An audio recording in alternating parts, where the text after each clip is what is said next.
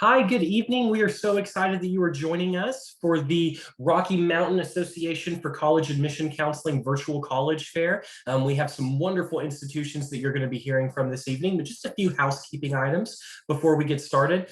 First of all, for you to know, in order for you to communicate with us, you can utilize the Q&A function. So please feel free to ask questions of any of our representatives joining. One piece of advice is just to go ahead and direct those questions specifically to the rep that you're wanting to hear from. That way you're not getting 6 different answers if you're maybe only asking in regards to one school. Your camera and microphone are off, so don't worry, we cannot see or hear you, but that Q&A function will be the way that you can communicate with us. There are additional sessions happening over the next hour, as well as on a future date next week through this virtual college fair, so please feel free to sign up for those. And then finally, we will have this recording as well as recordings for all of our sessions available on strivescan.com/RMACAC, RMACAC, and that is going to be available within about a week or so. So we are in session B5, and so you're going to be hearing from some wonderful institutions, and we are going to get started with the University of Massachusetts Lowell. I'm going to turn it over to them. Thank you, James. Hi, everyone. I hope you're all doing well this evening. I'm Joanne Germano with the University of Massachusetts at Lowell. I'm actually originally from Massachusetts, but I'm based in San Diego. I am your contact though, so feel free to reach out to me if you have any questions. I imagine you're not too familiar with our campus, so I like to start with a quick video.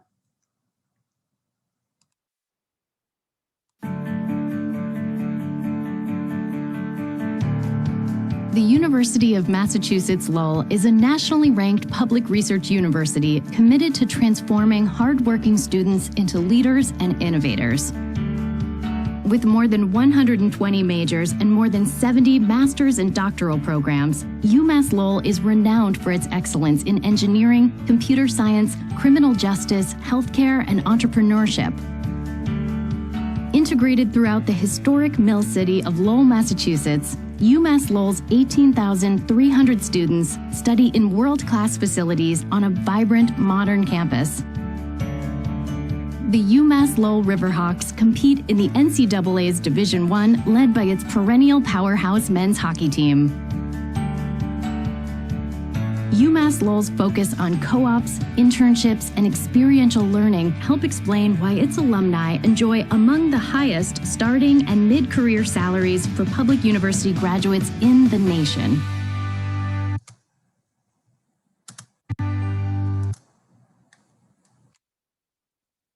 So here's a snapshot of our university.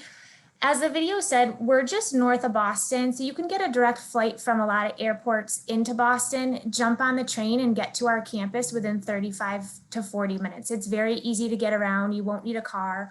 We're a very scenic campus right on the Merrimack River. Lowell's a smaller sized city, about 100,000 people, but you do get the college town campus feel with the activities and the sporting events that take place, but then quick access to the bigger city via the train in downtown Lowell.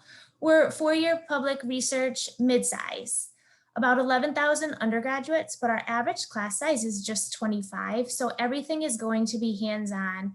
94% of our professors hold the highest degree in the field they teach. So most of our classes are very strong. We have over 100 direct entry programs where you start right in the major. We were the first school in the country to have plastics engineering and sound recording technology. Plastics engineering, those students do a lot of work with prosthetics.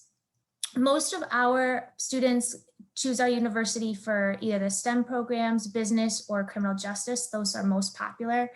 We offer a lot of 4+1 tracks where you could do a bachelor's and a master's in just 5 years. We also have a You Teach track where if you want to teach at the middle school or high school level in a STEM field, you can do that by taking just 6 extra classes.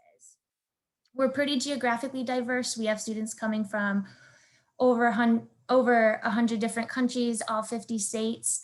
We're big in hands-on learning. So whether you're a nursing major and you do clinical work, or you're a business or criminal justice or engineering major, you will get some work experience in before you graduate. We partner with a lot of big name companies, over 200 companies nationally.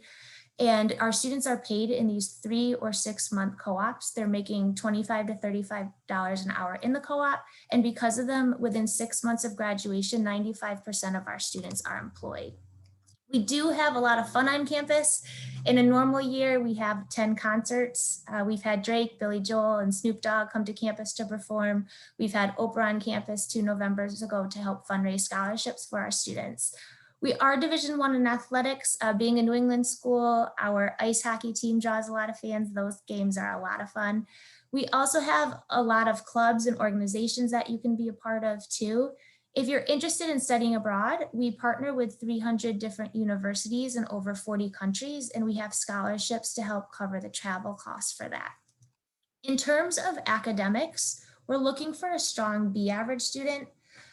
Our averages are on the screen, but we also do what's called a holistic review. So don't feel if you're not a strong B average that you won't necessarily get in, because we're going to look at your letter of recommendation, your personal essay, and your extracurricular activities.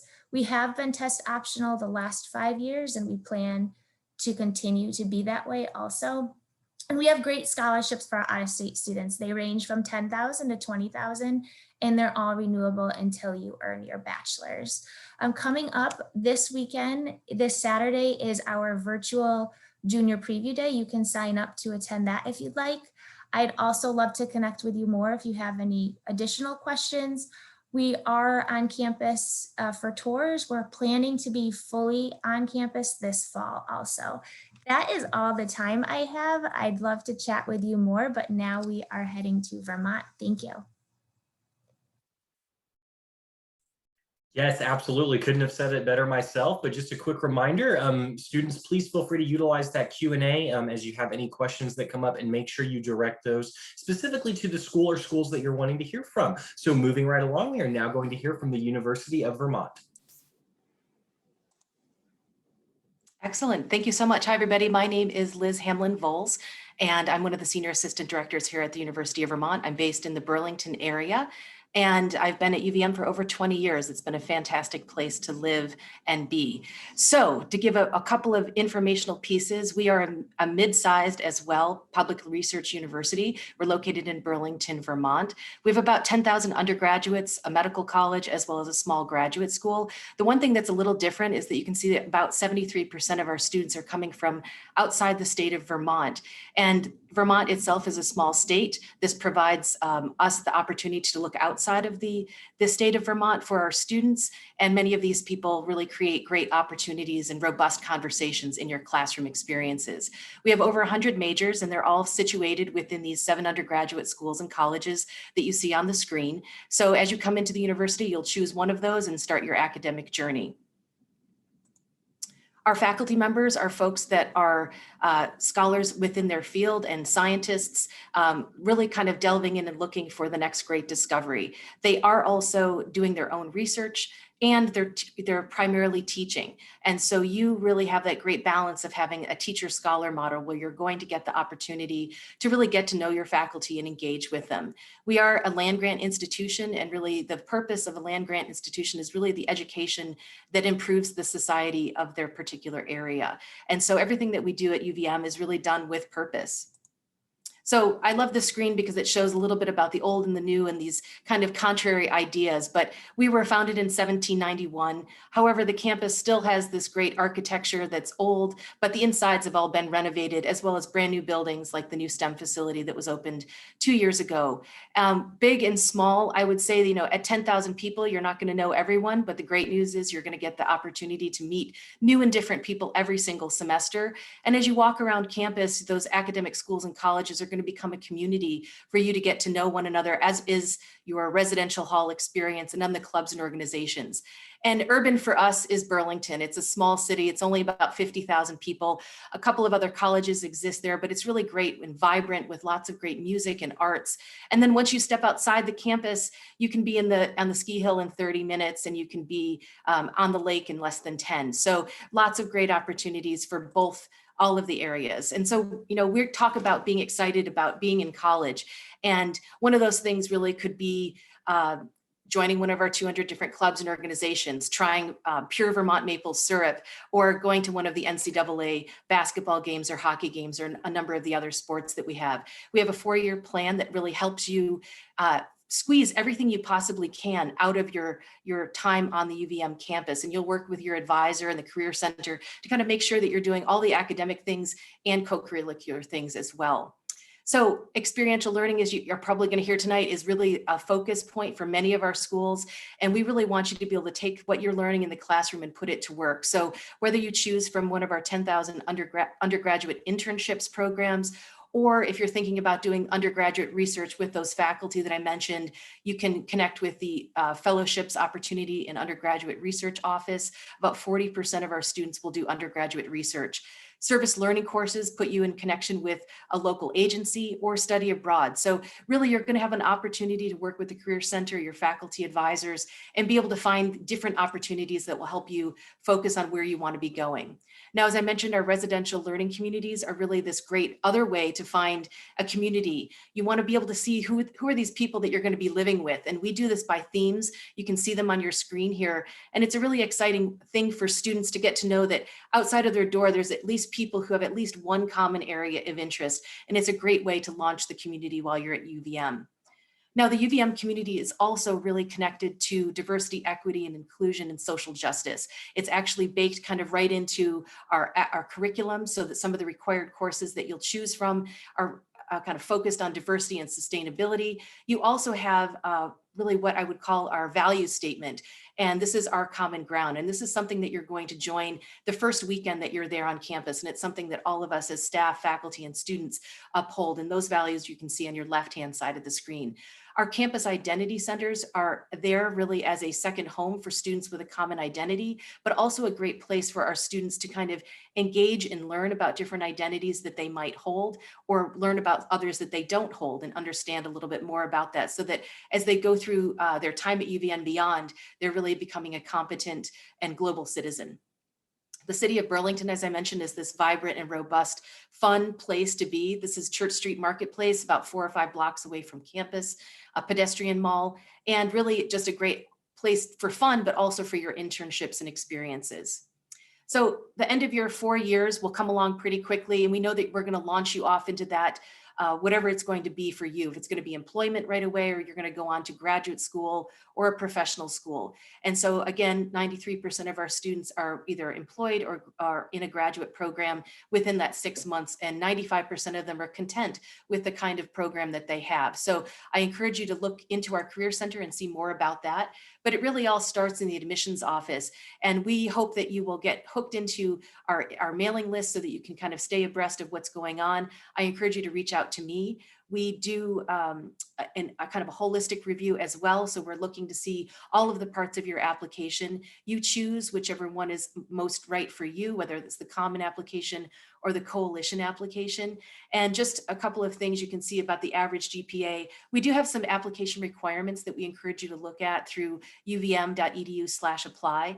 And just note that your application is both for admission as well as for merit-based scholarships that range anywhere between $8,000 and $20,000 per year, as well as for entrance into the Honors College.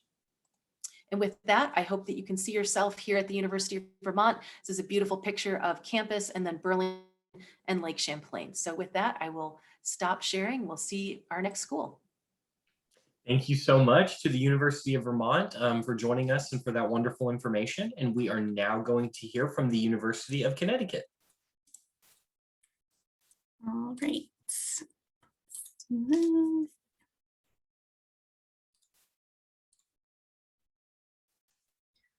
All right, good evening, everyone. My name is Caitlin Wilcox-Perry, and I'm one of the admission officers at the University of Connecticut. I'm primarily responsible for the recruitment and reading and evaluation of applications from students in your area. So if you do have questions, feel free to leave those in the Q&A. I'll also include my contact info at the very end in the chat, so you have that as well even after the presentation is over.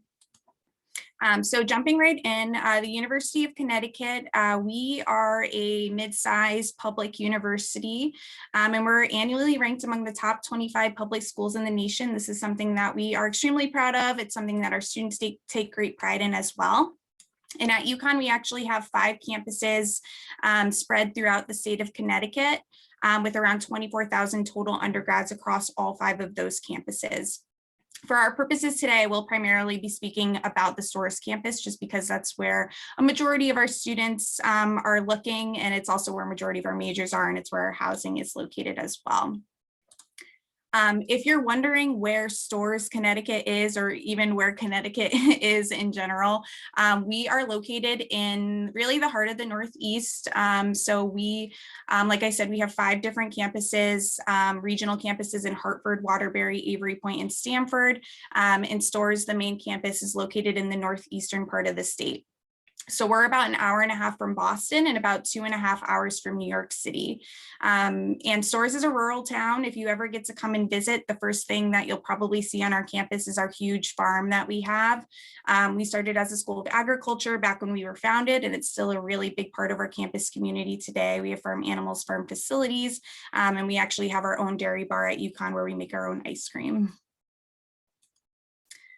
So moving on to the academic programs at UConn, we have over 115 different majors and over 320 different minors and concentrations. All of our majors are housed into 10 different schools and colleges. Our top most competitive programs can be found in the School of Business, School of Nursing, and School of Engineering. We also do offer some unique academic opportunities through our special programs in law, medicine, dental medicine, and education, where students who are admitted into these programs actually have the opportunity to earn both their bachelor's degree and their graduate degrees at UConn. But majority of our students are enrolled in the College of Liberal Arts and Sciences, Biological Sciences, Psychological Sciences. Those are all really popular programs. And about 1/4 of our students come in undecided. So if you're not 100% sure exactly what you'd like to study, you're more than welcome to apply into UConn undeclared. We have a great set of academic advisors who will work with you and help figure out what your interests are, what careers you're looking to go into, and how those align to the majors that we offer here at UConn. And most students are able to declare by the end of their sophomore year. Even though we are a larger school, our student faculty ratio is 16:1. Our average class size is about 30 to 35 students. So that definitely gives students the advantage of attending a larger university, but still definitely having that small campus feel within the classroom. So moving on to student life, our students at UConn have a lot of school spirit, and this is probably maybe what you might have heard about UConn, or anything about our men's and women's basketball teams. Our men's and women's games are definitely some of our most popular events for students. And they are free for our students to attend, which is great. Outside of athletics, we do have over 700 different clubs, student organizations as well, including Greek life, so sororities and fraternities. We have a skydiving club, a cappella groups, dance groups, and really so much more. So there is truly something here for everyone. And if we don't have what you're looking for, it's really easy to grab a couple of friends and start your own club as well. At UConn, we also do understand the importance of experiential hands-on learning opportunities in the form of co-ops, internships, shadowing, and more. So really building your resume before you graduate. Our Center for Career Development hosts a variety of events, and we have over 700 different companies on our campus actively recruiting our students. Community service is also really important to our students, and study abroad as well. We have over 135 different study abroad experiences, and these are offered when it's convenient for you. So we offer them in the typical semester-long trips, but also short-term trips during winter break, spring break, and summer break as well. If you are thinking of applying to UConn in the future, like many of like UMass Lowell and Vermont said, we also do a holistic review as well. So that means we're looking at, every single piece of information that you submit, not just based on your academic criteria, but also that extracurricular involvement, personal qualities, additional factors that can be revealed through your essay, and also your optional letters of recommendation. This holistic review also applies to our merit scholarship and honors consideration. So there is no separate application to apply for those opportunities as well. You're automatically considered for those. UConn is also now test optional, and this is going to be our second year being test optional, and it'll continue on for the next few years. And you do not need to submit test scores to be considered for admission, nor do you need to submit them to be considered for our merit scholarship opportunities or honors. And just really quickly through the deadlines, what's important to know is that UConn does not have early action or early decision. We have what's called a priority consideration deadline, which is December 1st. And then our regular application is January 15th, but we send out all decisions around March 1st every year. So that concludes my presentation. I will include my contact info in the chat. I'll also include a link to our virtual experiences if you are interested in a virtual tour or any of our academic presentations. They're all available online. Wonderful. Thank you so much to the University of Connecticut. And again, just as a reminder, students, please feel free to send in any of those questions that you have, and also make sure you're monitoring the chat as our reps are including their contact information and other useful information that you can use to continue your college search. So we are now going to hear from Johns Hopkins University.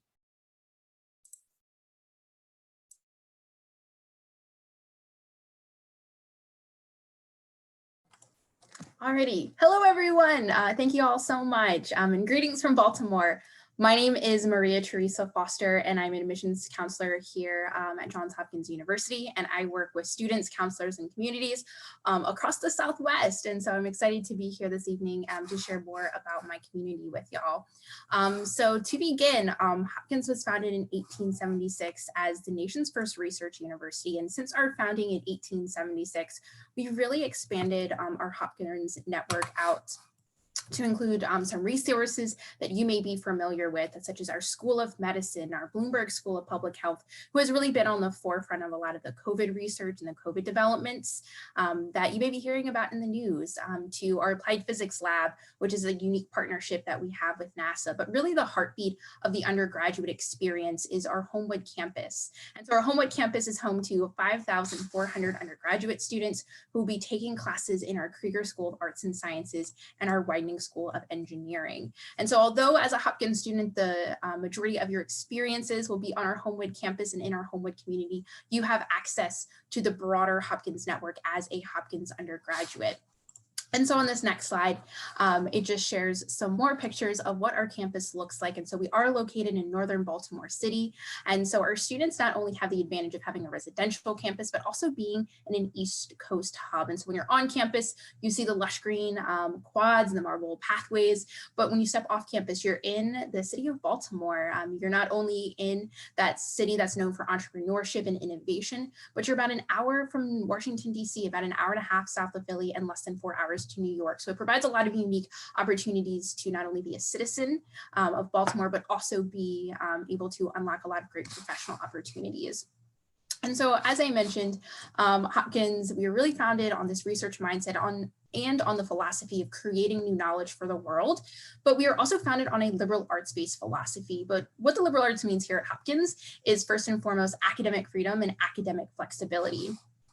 And so for our students, the first way that they engage with our philosophy of the liberal arts is actually through the application process. So when you apply to Hopkins, you aren't applying to a particular major or program unless you are applying to our biomedical engineering program. So for the majority of our students, they don't have to worry about applying to a major or program or undergraduate school because we are one university system. And so it really enables our students to explore our liberal arts-based curriculum and find those double majors like 60% of our students will do, but also craft a schedule that is unique to them. And so all of our students would take classes across the university in 5 different academic areas, but within each one of those academic areas, we don't have any required courses. So you work with an advisor to really find those courses that best match your professional goals and your intellectual curiosities. While you're inside of the classroom, because we are a community of 5,400, our student faculty ratio is 7-to-1, and 74% of our classes have fewer than 20 students in them. So you really have the opportunity to collaborate with your professor, be mentored by your professors that we have here at Hopkins, who are really leaders in their field, such as Nobel laureates, professors like Dr. Gardner, who was are one of our professors who actually created the COVID dashboard. And so as you're thinking about your experiences inside of the classroom, our students aren't just leaving those conversations there, they're taking them out into the real world and applying them in a real world way. So 98% of our students will have some kind of pre-professional experience. And what that means at Hopkins is internships, study abroad, and research. And so although 85% of them will do at least one internship, and over a third of our students study abroad, and study abroad is open to all of our students, 80% of our Hopkins undergraduates will have at least one research experience during their time here. And so annually, our institution invests $2.56 billion in just research investment and research experiences for our students. And so we've been a leader in research spending and investment for over 40 years. And so what that means for you as a Hopkins undergraduate is that regardless of your major or your departmental affiliation, you get to conduct research across our Hopkins network. So whether that's studying linguistics in Ireland, or doing tissue engineering research down at the medical campus, or thinking about housing inequality due to COVID, there are a ton of different ways that our students can be engaged with research. The ways that they access that are through more formal resources that we have, such as our Hopkins Office for Undergraduate Research, which is totally devoted just to undergraduates and helping them pursue their research interests, or through simply emailing a professor like Dr. Correct or Dr. Green, who are doing some really cutting edge research in our Hopkins network. And so for our students, they find those very accessible. So as you all can see, we really have a lot of large school opportunities, 5-year master's programs, but we are a community, like I said, 5,400. And so we have those small school supports and those small school touch points to encourage you, to really help you develop academically, socially, emotionally, and culturally during your time here. And so as y'all think about your time in college, it'd be remiss of me if I didn't talk a little bit more about our student community. And so some things to know about our student community is that we are really for students and by students. Our students not only show initiative through their 400+ student organizations that range from academic ones like our Society of Women Engineers to a cappella groups, athletics, social justice based organizations, but also by making an impact on our city of Baltimore. So as a Hopkins student, you are not just a citizen of our campus, but you're a citizen of Baltimore. And so for our students, what that means is not only being involved in education access programs or tutoring or policy making conversations, or just being in the community as someone who supports small businesses and is engaged in local dialogue. Baltimore really can shape your experience as a Hopkins student. And so as our time goes, I do want to share a little more about our admissions and financial aid process. We do offer 2 rounds of early decision, which are binding agreements, and we do offer one round of regular decision. And so as y'all are having those conversations with your counselors, your caregivers, your mentors around which round may be the best match for you, I encourage you to have that conversation around financial aid. And so if you are someone who's curious around financial aid and having those conversations, some things to know about financial aid here at Hopkins is that first and foremost, we are a need-blind institution for our US citizens, US permanent residents, DACA, and undocumented students, but we do guarantee to meet 100% of demonstrated need for all of our students. And the way that we do that is through grants, scholarships, and work study opportunities. And so if you are receiving financial aid from Hopkins, we are a no-loan institution. And so with that being said, if y'all have any questions, do not hesitate to reach out. I'll put my email in the chat as well. And I look forward to connecting with y'all. Thanks so much. Thank you so much to Johns Hopkins for joining us and for that information. And again, we have just a couple more presentations. And so make sure that you get those questions in, students, if there's anything that you're wondering. That way our representatives can help make sure you get all of that information. We are now going to actually move pretty far out west and hear from the University of Arizona Honors College. Thank you very much, James. All right, so again, my name is Alex. I am an admissions counselor for the University of Arizona Honors College. in Tucson. Probably curious why I'm grouped with these other universities. And I think the reason why is because the University of Arizona Honors College is a popular destination for students within Arizona and surrounding areas that maybe don't want that big school experience or want to have an experience that they would expect going far away for school. And they find that within the Honors College, which is a unit within the broader university. And I'll demonstrate how our students still have access to a lot of those amenities and resources that come with going to a large university. The University of Arizona is the land grant institution for the state. We also are considered a public Ivy and a member of the AAU. So there is a lot of access related to attending the University of Arizona, but shrinking down that undergraduate student body from 35,000 students all the way down to about 4,000 total honor students. And that's the kind of much more individualized and intimate college experience that you'll be getting at the Honors College. You can see some of our statistics of our incoming class this past fall. And the benefit of being an honor student is getting that much smaller school experience while still having access to the resources and opportunities that a large public research university has. We have faculty who work on NASA missions and COVID research and border studies. We're located only about an hour away from the US-Mexico border. And the Honors College is meant to optimize the student's experience at the university through a plethora of other resources and support and benefits that you could utilize. And almost every major at the university offers is represented in the honor student body as well. Though many of our students tend to gravitate towards pre-med, loosely defined, engineering, College of Science, and business. But like I said, almost every major is represented in our 4,000 student body. These are some of the advantages of joining an honors college. And rather than looking at this like a prescribed series of steps, this is really more like a menu. And you can pick and choose which attributes of the honors experience are most palatable to you or most relevant to what you're studying.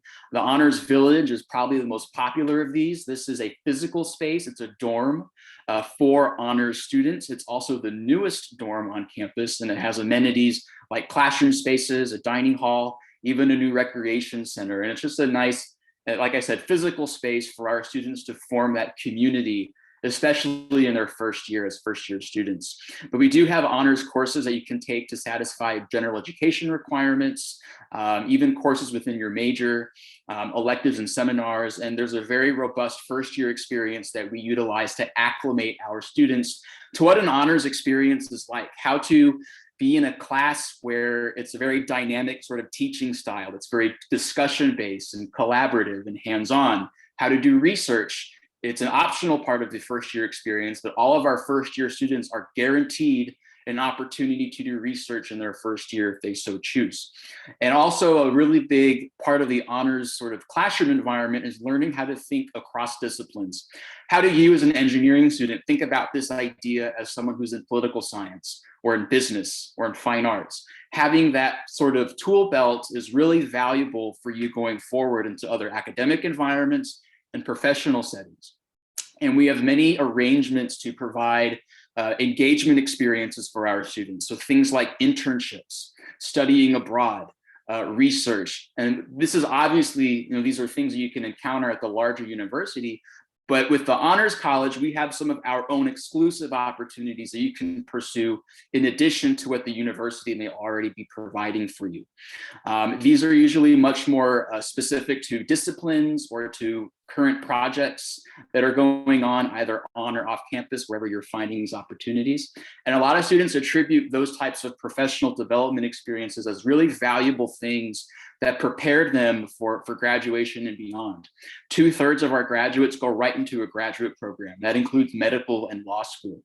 And we do have some early admissions partnerships with our College of Medicine and College of Veterinary Medicine for any of those interested students. Like I said, those are all sort of like menu items, and you can customize an honors experience to best suit whatever your needs or interests are. And since we are part of the University of Arizona, the very first thing that you would do to apply to honors is just apply to the university. The University of Arizona application is available through the admissions website, Common App, and Coalition App.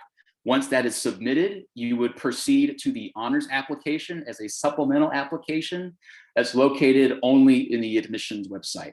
And we would just look at your personal statement, a letter of recommendation, and an activities resume. There's no minimum or expected GPA to be admissible, though we are a highly selective application process. And we are a test-free application process. So even if you have a test score, it's not going to be looked at as part of your evaluation. And that's going to be the case for at least the next upcoming application cycle. You can see our two deadlines right there. Neither of those are binding. And if any of you happen to be designated as a national scholar, including merit semifinalist, merit finalist, or Hispanic scholar, you actually would be automatically admitted into the Honors College just by applying to the university and would be exempt from having to do the separate honors application. So that concludes my, my prepared content. I will share the website and my contact with you all in the chat. But for now, I will relinquish screen sharing and I'll turn it back over to James to introduce our last presenter. Fantastic. Thank you so much. And we're so excited to see that some questions have started to come in. Again, if you want all of our reps to answer, we can do that. But if you're wanting to hear from a specific institution, make sure that you designate that in the question. So for example, saying, hi, this question is for the University of Vermont, and then stating your question. So thank you so much for sending in those questions. That is just very helpful. We do have one more presentation to go, so make sure that you get those questions in as soon as possible so that our representatives do have ample time to answer those. We are going to now hear from Sacred Heart University. Thank you, James. Good evening, everybody. My name is Sarah Koloski. I'm the Regional Director of Admissions for Sacred Heart University.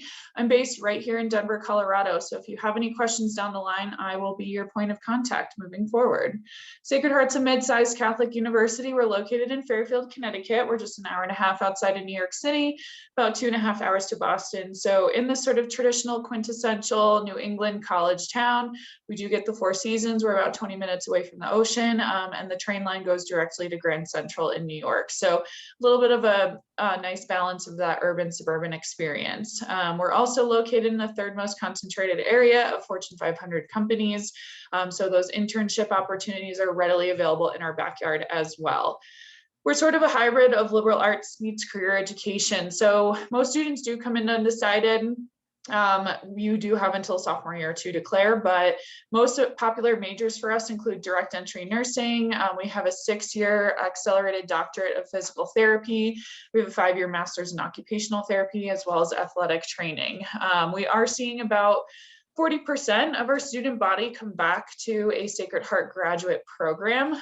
We do have 40+ graduate program studies to choose from. So it's really convenient for a student. They do get priority consideration from undergrad into the graduate application process.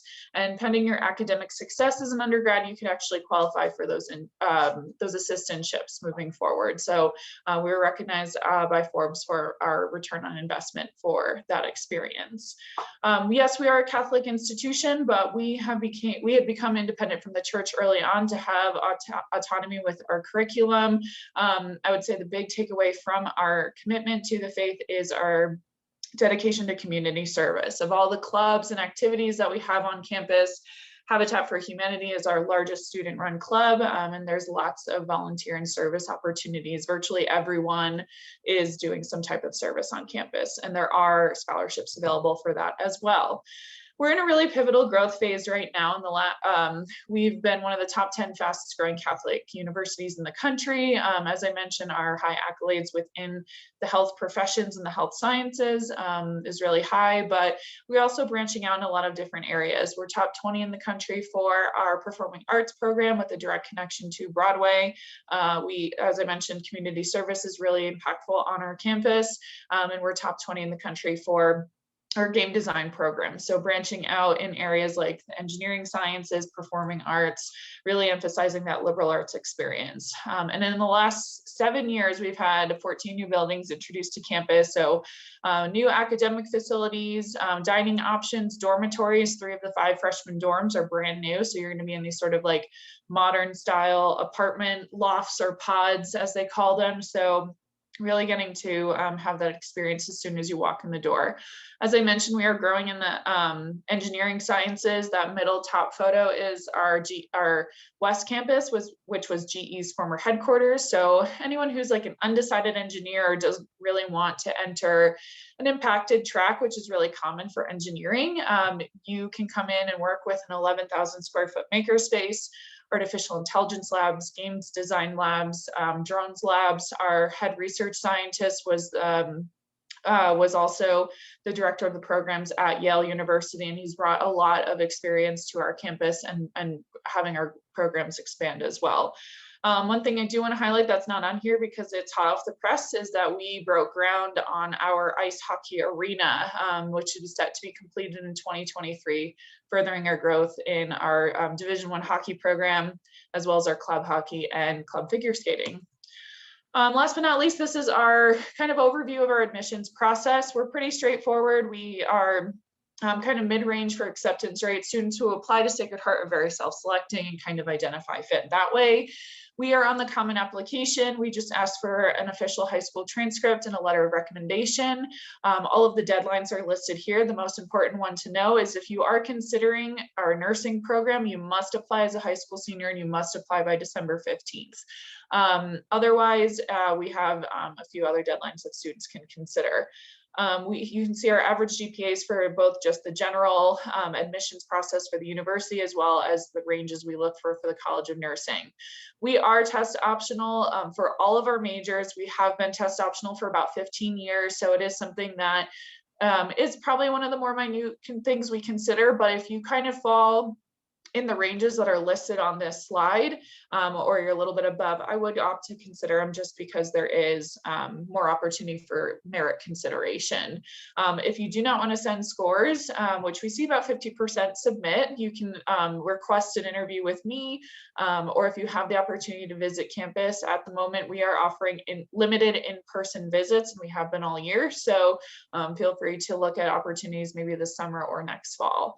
All students are automatically considered for merit-based scholarships, and also students have the opportunity to apply for financial aid. So if you have any questions about any of this, please feel free to reach out to me directly. Thank you so much for coming tonight, and I look forward to speaking with you soon. Wonderful. Thank you so much for the information and for all of our college representatives for joining us and kind of helping these students navigate their college search and selection process.